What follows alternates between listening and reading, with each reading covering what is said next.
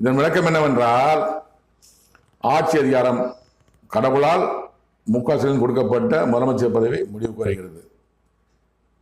5 ஆண்டு முடிய போகுது. அதுக்கு முன்னாடி முடியுமா, 5 ஆண்டு முடிஞ்ச போற முடியுமான்னு தெரியாது.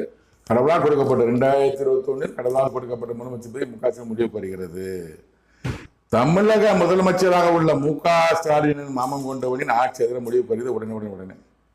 உங்க பேரை சொல்றார். தமிழக முதலமைச்சராக உள்ள மு.க. ஸ்டாலின் எனும் பெயர் கொண்டவனின் ஆட்சி அதிகாரம் முடிவுக்கு வருகிறது உடனே முதலமைச்சர் முடிவுக்கு வருகிறது. தொடராது 5 ஆண்டுகளுக்கு முன்னாடி முடிவுக்கு வருமா, இல்லை 5 ஆண்டுகள் முடிஞ்ச முடியுமான்னு தெரியாது. கடவுள் வார்த்தை நிறைவேறுகிறது.